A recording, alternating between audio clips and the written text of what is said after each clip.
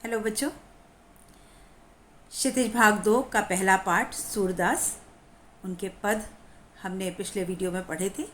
अभी हम उसके प्रश्न उत्तर जो आपके प्रश्न अभ्यास आपकी पुस्तक में हैं उनको देखते हैं। पहला प्रश्न देखिए, गोपियों द्वारा उद्धव को भाग्यवान कहने में क्या व्यंग निहित है। अभी गोपियाँ उद्धव को भाग्यवान कहती हैं, तो उसमें व्यंग क्या है। किसी को अगर भाग्यवान कहें तो ये तो अच्छी बात है, लेकिन यहाँ पर भाग्यवान कह करके उन्होंने व्यंग किया है। तो उत्तर देखिए, गोपियों द्वारा उद्धव को भाग्यवान कहने में यह व्यंग निहित है कि उद्धव वास्तव में भाग्यवान न होकर अति भाग्यहीन है। अभी ये कहना चाह रहे हैं कि उद्धव जो थे वो बहुत भाग्यहीन है, दुर्भाग्यशाली हैं। क्यों? वे प्रेम कृष्ण रूपी सौंदर्य तथा प्रेम रस के सागर के सानिध्य में रहते हुए भी उस असीम आनंद से वंचित हैं। कौन सा असीम आनंद? असीम मतलब बहुत ज़्यादा आनंद। कौन सा आनंद? जो कृष्ण के साथ रहने पर मिलता है। गोपियाँ कृष्ण के साथ थी, उनको प्रेम मिला। जब कृष्ण दूर हो गए तब भी वो उस प्रेम में इतनी व्यस्त हैं, इतनी विरह में है वो, कि वो प्रेम उनसे अलग नहीं हुआ। कृष्ण जरूर चले गए, लेकिन वो प्रेम अभी भी उनके साथ है। लेकिन उद्धव कृष्ण के साथ रहते हुए भी, उनके सानिध्य मतलब उनके संगत में रहते हुए भी उस असीम आनंद से वंचित हैं। ना तो वो कृष्ण के सौंदर्य से मोहित हो पाए, मुग्ध हो पाए, ना उनके प्रेम में पड़ पाए, ना उस प्रेम के बंधन से बंध पाए। और यहाँ पर वे प्रेम के बंधन में बंधने एवं मन के प्रेम में अनुरक्त होने की सुखद अनुभूति से पूर्णतया अपरिचित हैं। किसी के प्रेम में बंध करके जो मन की स्थिति होती है, वो अनुभूति उनको तो मिली ही नहीं। गोपियों को तो मिली है, गोपियों ने उनको प्रेम किया और उनके प्रेम में बंधी हुई हैं। तो प्रेम जो है वो उसकी परिणति किस में है? प्रेम की परिणति होती है प्रेम को पा लेने में।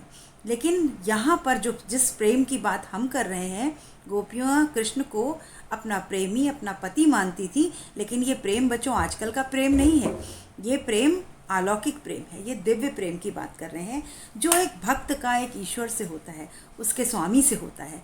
तो यहाँ वो प्रेम ऐसा है, गोपियाँ इतनी डूबी हुई हैं कि उनको वो बंधी हुई हैं, वो उससे अलग ही नहीं हो पा रही हैं। लेकिन उद्धव उनके साथ रहते हैं कृष्ण के, फिर भी उनके ऊपर एक दाग नहीं लग पाया प्रेम का। जैसे कि तेल की गागर को पानी में डुबो तो पानी का दाग नहीं लगता, वैसा ही उद्धव थे कि उद्धव बिल्कुल चिकने घड़े हो गए, उनके ऊपर कृष्ण के प्रेम का दाग नहीं लगा। कृष्ण के पास रह करके भी उन्होंने प्रेम की नदी में कभी पैर नहीं डुबोया, उनका पैर भी नहीं भीगा, पैर की अंगूठा भी नहीं छुआ प्रेम की नदी में। और यहाँ गोपियाँ तो प्रेम में पूरी तरह से डूबी हैं, कृष्ण के साथ हैं तब भी और नहीं है तब भी। तो ये उनका दुर्भाग्य है, भाग्यहीनता है, यहाँ पर व्यंग है। दूसरा प्रश्न देखें, उद्धव के व्यवहार की तुलना किस किस से की गई है। अभी उद्धव के व्यवहार की तुलना पहले पद में किस किस से की गई? आपको याद है कि उनके व्यवहार की तुलना निम्नलिखित उदाहरणों से की गई। पहला, गोपियों ने उद्धव के व्यवहार की तुलना कमल के पत्ते से की है, जो नदी के जल में रहते हुए भी जल की ऊपरी सतह पर ही रहता है। अब अगर आपने जो कमल का पत्ता देखा है, पुरैन पात, तो कमल का पत्ता जो होता है, पत्ता चिकना होता है, और जब वो पानी में होता है तो पानी की बूंदें उसके ऊपर बिल्कुल बूंदें रखी हुई होती हैं, पानी में वो गीला नहीं होता, उसके ऊपर एक चिकनी सतह होती है जिससे कि पानी की बूंद उस पर ठहर जाती है, वो पानी में भीगता नहीं है। तो जिस प्रकार पुरैन का पात, कमल का पत्ता पानी में डूबता नहीं है, पानी से गीला नहीं होता, उसके ऊपर पानी का कोई असर नहीं होता, बिल्कुल वैसे ही उद्धव है। तो उन्होंने पहली तुलना किससे करी? पुरैन पात यानी कमल के पत्ते से करी, कि तुम तो पुरैन के पात जैसे हो कि कृष्ण के पास रह करके भी तुम्हारे ऊपर कृष्ण का कोई असर नहीं हुआ। दूसरी तुलना किससे करी? वह जल के मध्य रखे तेल के गागर की भांति हैं, जिस पर जल की एक बूंद भी टिक नहीं पाती। उद्धव पर श्री कृष्ण का प्रेम अपना प्रभाव नहीं छोड़ पाया, जो ज्ञानियों की तरह व्यवहार कर रहे हैं। वो आए और आकर के ज्ञान की बातें कर रहे हैं। अभी कृष्ण के पास से अगर कोई आया है तो वो ज्ञान की बात कर ही नहीं सकता। गोपियों के अनुसार वो सिर्फ प्रेम की बात करेगा। तो वो कह रही है, तुम ये ज्ञान की बात कर रहे हो, तुम कृष्ण के साथ रहते थे और तुम ज्ञान की बात कर रहे हो। इसका मतलब ये है कि तुम बिल्कुल तेल की गागर के मटके की भांति हो, कि तुम्हारे ऊपर कृष्ण का प्रेम का असर बिल्कुल नहीं हुआ। तो यहाँ इन्होंने ये 2 उदाहरण दिए हैं। और तीसरा एक और उदाहरण दिया था कि वो चींटियों की तरह हो गए हैं, गुड़ की चींटी की तरह हैं। तीसरा प्रश्न देखिए, गोपियों ने किन किन उदाहरणों के माध्यम से उद्धव को उल्हाने दिया। अभी कौन कौन से उदाहरण दे करके उन्होंने उनको उल्हाने दिए। उल्हाने मतलब व्यंग किया उनको, शिकायत करी। गोपियों ने कमल के पत्ते से करी, तेल की मटकी के समान बताया, प्रेम की नदी के उदाहरणों के माध्यम से उद्धव को उलाहने दिए। उनका कहना है कि वे कृष्ण के साथ रहते हुए भी प्रेम रूपी नदी में उतरे नहीं, अर्थात साक्षात प्रेम स्वरूप कृष्ण के पास रहकर भी वे उनके प्रेम से वंचित हैं। यहाँ पर कृष्ण को प्रेम का पर्याय माना गया है कि अगर कृष्ण पास में है तो कोई प्यार से अछूता रह ही नहीं सकता, ये गोपियों का मानना है। लेकिन उद्धव अपने ज्ञान की बातें कर रहे हैं तो गोपियाँ उनको उलाहना देती हैं। प्रश्न 4 देखिए, उद्धव द्वारा किए गए योग के संदेश ने गोपियों को विरहाग्नि में घी का काम कैसे किया। अभी गोपियाँ कृष्ण के आगमन की आशा में दिन गिनती जा रही थी। वे अपने तन मन की व्यथा को चुपचाप सहती हुई कृष्ण के प्रेम रस में डूबी हुई थी। कृष्ण का आना तो था, परंतु उन्होंने योग का संदेश देने के लिए उद्धव को भेज दिया। विरह की अग्नि में जलती हुई गोपियों को जब उद्धव ने कृष्ण को भूल जाने और योग साधा करने का उपदेश देना प्रारंभ किया, तब गोपियों की विरह वेदना और बढ़ गई। इस प्रकार उद्धव द्वारा दिए गए योग के संदेश ने गोपियों की विरह अग्नि में घी का काम किया। अभी कृष्ण जो थे वो चले गए थे मथुरा। अभी गोपियाँ उनके आने की राह देखती थी। जिस तरफ वो गए थे मथुरा की डायरेक्शन में, उस दिशा में वो बराबर टकटकी लगा करके उनका रास्ता देखती थी। तो उस ओर से कृष्ण को आना था या कृष्ण के आने की आहट मिलती, कोई संदेश मिलता। बजाय इसके क्या हुआ, उद्धव उधर से आ गए और आकर के उन्होंने क्या किया, उन्होंने कौन सा संदेश दिया कि योग करो। तो जो योग का संदेश दिया तो उनकी जो तन मन की व्यथा थी वो वैसे तो वो चुपचाप सह रही थी, क्योंकि वो प्रेम में डूबी थी कृष्ण के। तो वो चुपचाप उनकी उम्मीद में, आने की उम्मीद में अपनी इस दर्द को सह रही थी।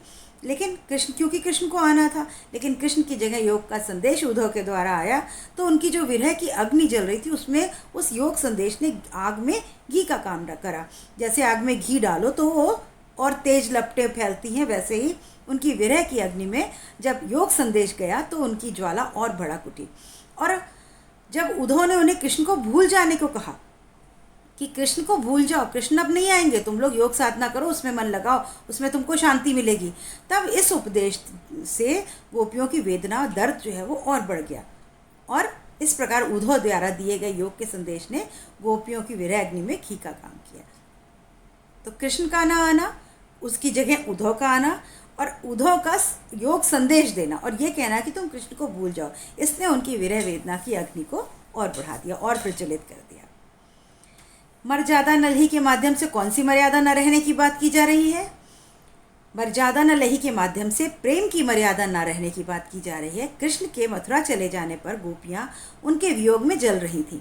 कृष्ण के आने पर ही उनकी विरह वेदना मिट सकती थी, परंतु कृष्ण ने स्वयं न आकर उद्धव को यह संदेश देकर भेज दिया कि गोपियों का कृष्ण का प्रेम भूलकर योग साधना में लग जाएं। प्रेम के बदले प्रेम का प्रतिदान ही प्रेम की मर्यादा है। प्रेम की मर्यादा क्या है? प्रेम के बदले प्रेम, यही अगर मिलता है तो प्रेम की मर्यादा का पालन होता है। लेकिन कृष्ण ने गोपियों के प्रेम रस से उत्तर में योग की शुष्क धारा भेज दी। योग की धारा कैसी है? शुष्क, सूखी हुई। एक उनको तो प्रेम रस की नदी का उम्मीद थी कि प्रेम की धारा बहेगी, कृष्ण आएंगे तो, लेकिन क्या हुआ? योग की सूखी धारा, शुष्क धारा उधर से आकर बही, जिससे कि उनकी अग्नि जो थी वो और प्रज्वलित हो गई।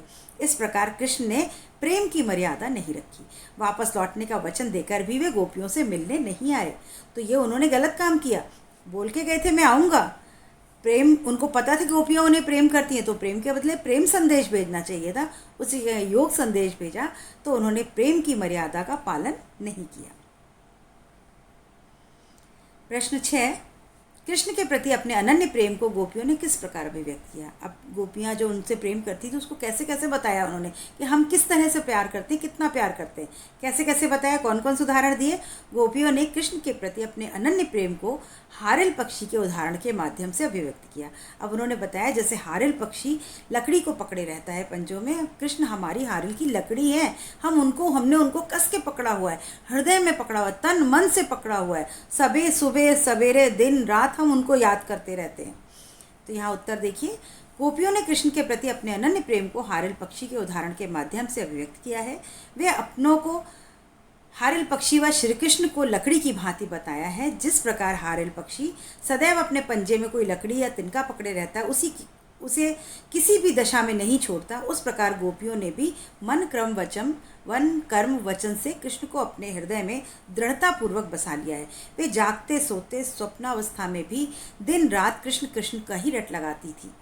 साथ ही गोपियों ने अपनी तुलना उन चींटियों के साथ भी की है जो गुड़ यानी श्री कृष्ण की भक्ति पर आसक्त होकर उससे चिपट जाती हैं और फिर स्वयं को छुड़ा ना पाने के कारण वहीं प्राण त्याग देती हैं।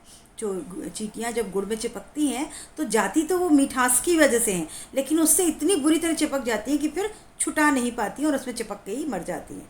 तो गोपियों का प्रेम भी गुड़ की चींटी के समान है। वो कृष्ण के प्रेम में इस कदर लगी हुई है कि वो वहाँ चिपकी रहेंगी, प्राण त्याग देंगी, पर कृष्ण से अलग नहीं हो सकती। और उद्धव उनको क्या संदेश दे रहे हैं कि कृष्ण का प्रेम छोड़ दो और तुम तो योग साधना करो। तो यहाँ पर अपनी तुलना उन्होंने हारिल से करी, हारिल पक्षी से करी और चींटियों से करी। प्रश्न 7, गोपियों ने उद्धव से योग की शिक्षा कैसे लोगों को देने की बात करी। उन्होंने क्या कहा कि ये हमें मत दो तुम, ये जाकर उनको दो जिनका मन अस्थिर है, क्योंकि हमारा मन तो बिल्कुल स्थिर है। कहाँ लगा हुआ है? कृष्ण में लगा हुआ है। हम तो कृष्णमय हैं, तुम हमें मत दो, ये तो उनको दो जाकर जिनका मन जो है वो स्थिर नहीं है, चक्कर खा रहा है। गोपियों ने उद्धव से योग की शिक्षा ऐसे लोगों को देने की बात कही जिनका मन चंचल है और इधर उधर भटकता है। उद्धव अपने योग के संदेश में मन की एकाग्रता का उपदेश देते हैं, परंतु गोपियों का मन तो कृष्ण की अनन्य प्रेम में पहले से ही एकाग्र है। इस प्रकार योग साधना का उपदेश उनके लिए निरर्थक है। योग की आवश्यकता तो उन्हें है जिनका मन स्थिर ना हो। चंचल मन वाले लोगों को योग का उपदेश देने की बात कहती है। वो कहती है उनको दो जिनका मन चंचल है। हमारा मन चंचल नहीं है, हम तो कृष्ण के प्रेम में ही लगे हुए हैं, हमारी चंचलता है ही नहीं हमारे मन में। प्रस्तुत पदों के आधार पर गोपियों का योग साधना के प्रति दृष्टिकोण स्पष्ट करें। अभी जो योग साधना है उसके लिए उनका क्या दृष्टिकोण था, योग साधना को वो किस तरह से देखती है, ये यहाँ पर देखते हैं।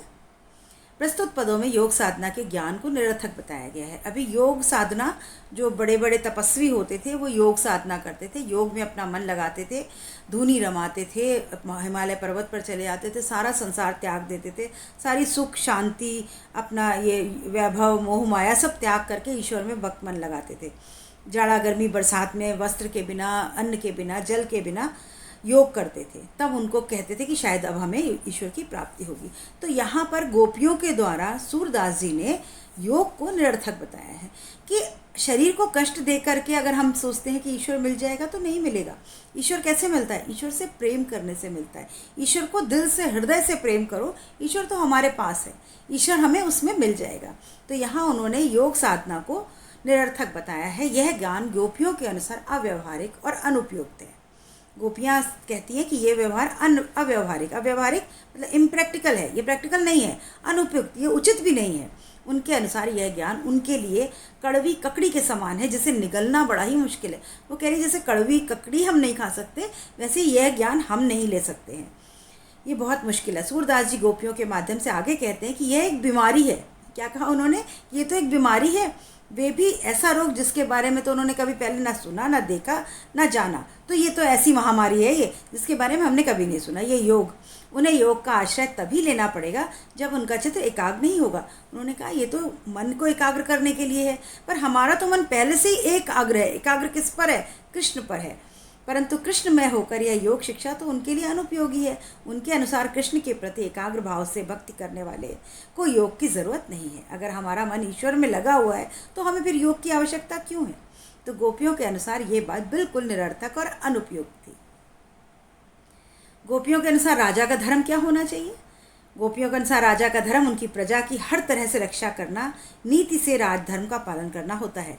एक राजा तभी अच्छा राजा कहलाता है जब वह अनीति का साथ छोड़ दे और नीति का साथ दे।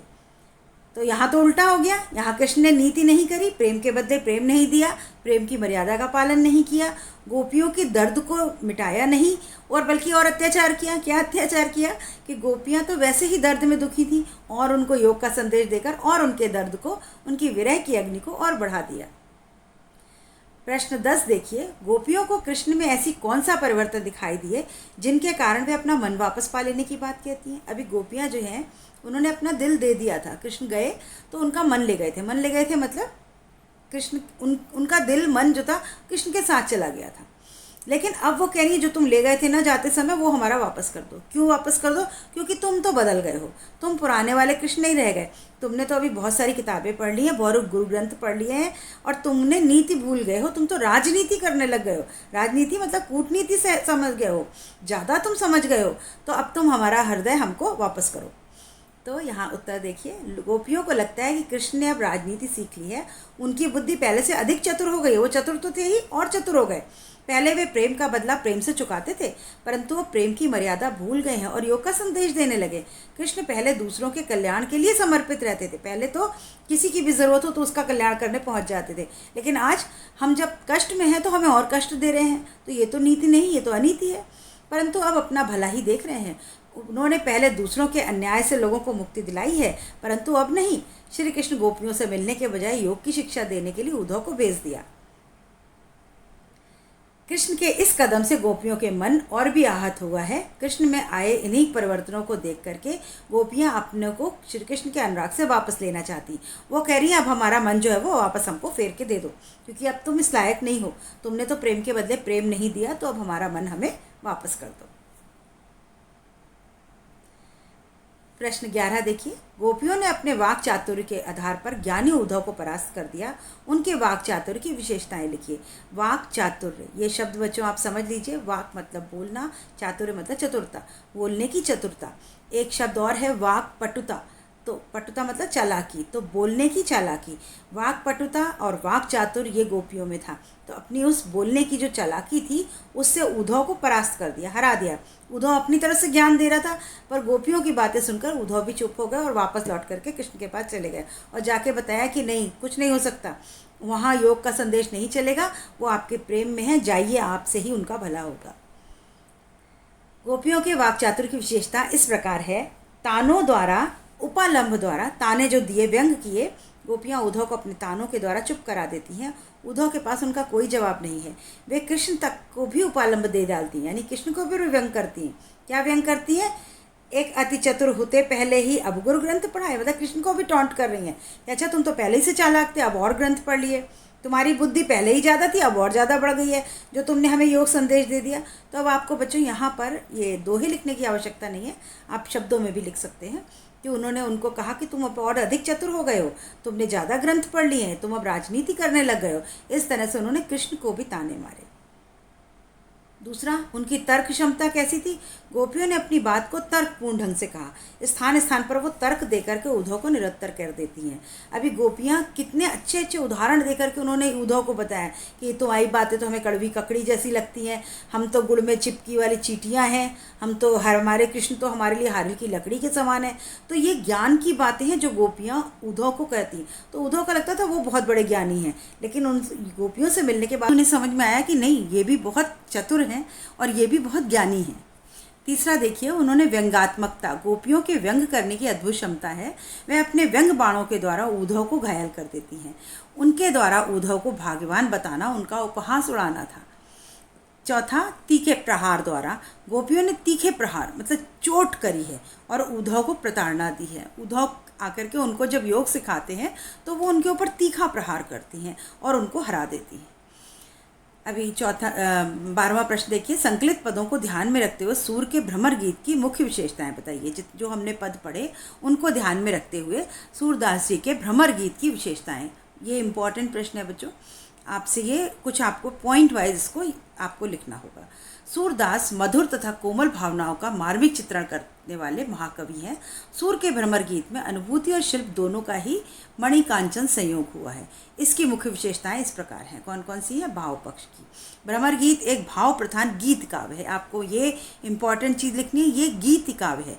गीत इसमें उदात्त भावनाओं का मनोवैज्ञानिक चित्रण है और मनोवैज्ञानिक चित्रण है। भ्रमर गीत में गोपियों ने भौरे को माध्यम बनाकर ज्ञान पर भक्ति की श्रेष्ठता का प्रतिपादन किया है। गोपियों ने भौरे को माध्यम बनाया और ज्ञान का भक्ति के ऊपर श्रेष्ठता, मतलब भक्ति जो है वो ज्ञान से बड़ी है।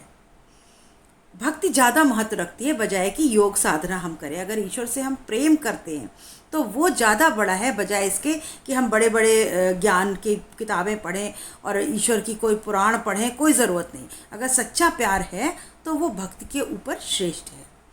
अपनी वचन वक्रता, सरलता, मार्मिकता, व्यंग, उपालंब, व्यंग कथा, तर्क शक्ति आदि के द्वारा उन्होंने उद्धव के ज्ञान योग को तुच्छ सिद्ध कर दिया।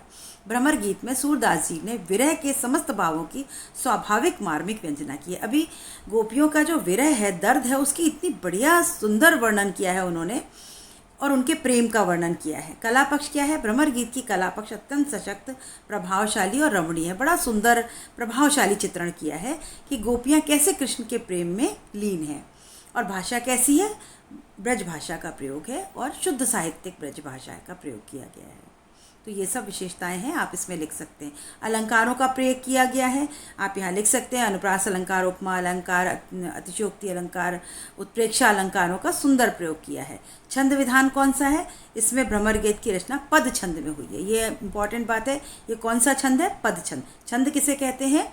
कविता जिस मीट्रिक पैटर्न में लिखी जाती है, जिस पैटर्न में लिखते हैं, उसको छंद कहते हैं। तो ये कौन सा छंद है? पद छंद है। फिर संगीतात्मकता, ये पद गेय हैं। गेय मतलब गाने योग्य हैं, इनको हम गा सकते हैं। तो इनमें एक संगीतात्मकता, एक म्यूजिकल ट्यून है उनके अंदर। ये कुछ विशेषताएं हैं जिनको आप लिख सकते हैं। फिर रचना अभिव्यक्ति, उद्धव ज्ञानी थे, नीति की बातें जानते थे। गोपियों के पास ऐसी कौन सी शक्ति थी जो उनके वाक चातुर्य से मुखरित होती है? अभी उद्धव के बारे में तो हमें पता चल गया, वो ज्ञानी थे और नीति की बातें जानते थे, लेकिन गोपियों के पास ऐसी कौन सी शक्ति थी? तो अब आपको लिख सकते हैं, गोपियों के पास श्री कृष्ण के प्रति सच्चे प्रेम भक्ति की शक्ति थी, जिसके कारण उन्होंने उद्धव जैसे ज्ञानी को भी हरा दिया और वाक चातुर्य में परास्त कर दिया। मतलब वो इतने बड़े ज्ञानी उद्धव थे, महाज्ञानी, वो गोपियों से हार गए। तो ऐसी कौन सी शक्ति थी? वो थी प्रेम की शक्ति, उनकी भक्ति की शक्ति, जिससे उद्धव हार गए। गोपियों ने यह क्यों कहा कि हरि अब राजनीति पढ़ाए हैं? क्या गोपियों को इसके कथन पर विस्तार समकालीन राजनीति में नजर आता है? स्पष्ट कीजिए। ऐसा उन्होंने क्यों कहा? गोपियों ने ऐसा इसलिए कहा क्योंकि कृष्ण ने सीधी सरल बातें ना करके रहस्यात्मक ढंग से उद्धव के माध्यम से अपनी बात गोपियों तक पहुंचाई। अभी कृष्ण सीधे सीधे भी कहलवा सकते थे कि भाई परेशान मत हो, मैं अभी नहीं आ सकता, या मैं आऊँगा बाद में। ये नहीं कहा, उल्टा कहा कि इस प्रेम की और भक्ति से हटो, ये मत करो, और तुम तो योग की बात करो, मतलब अपना मन कहीं और लगाओ, कहीं अपनी शांति अलग ढूंढो। तो ये रहस्यात्मक बात गोपियों तक पहुंचाई। तो इसीलिए गोपियों ने कहा कि वो कुछ और राजनीति पढ़ ली है। गोपियों का कथन कि हरि अब राजनीति पढ़ाए हैं, आजकल की राजनीति में नज़र आ रहा है। हाँ, ये आजकल की राजनीति भी तो यही है, मतलब कुछ और होता है, कहते कुछ और है। आज के नेता भी अपनी बातों को घुमा फिरा कर कहते हैं। जिस तरह कृष्ण ने उद्धव द्वारा कहना चाहा, वे सीधे सीधे मुद्दे और काम को स्पष्ट नहीं करते, बल्कि इतना घुमा देते हैं कि जनता समझ नहीं पाती। दूसरी तरफ यहाँ गोपियों ने राजनीति शब्द का व्यंग रूप में कहा है। आज के समय में भी राजनीति शब्द का अर्थ व्यंग रूप में ही लिया जाता है। आज भी जब हम पॉलिटिक्स की बात करते हैं तो हम उस पॉलिटिकल साइंस, जो वो राजनीति शास्त्र है, उसकी बात नहीं करते। हम पॉलिटिक्स यानी राजनीति, कुछ कपट, कुछ छद्म, कुछ छल, इसकी बात करते हैं। अच्छा, बहुत पॉलिटिक्स आ गई है तुमको, मतलब तुम कुछ जरूर छल कपट कर रहे हो। तो आज भी राजनीति को हम इसी व्यंग अर्थ में प्रयोग करते हैं। तो बच्चों, आज यहाँ पर प्रश्न के उत्तर खत्म होते हैं। उम्मीद करती हूँ कि आपको पाठ समझ में आया होगा, प्रश्न उत्तर समझ में आए होंगे। अगर कहीं कोई आपको परेशानी है तो आप मुझे कमेंट में लिख के बताइए, मैं आप उसका सलूशन दूँगी। और मेरे चैनल को लाइक, शेयर, सब्सक्राइब कीजिए बच्चों, और पढ़ाई अपनी परीक्षाओं के अनुसार साथ साथ करते चलिए, और वीडियो को पूरा देखिए जिससे आपको पूरी बात समझ में आ सके। जहाँ ना समझ में आए रिपीट करके देखिए। तब तक के लिए, नेक्स्ट वीडियो तक के लिए बच्चों, गुड बाय, थैंक यू।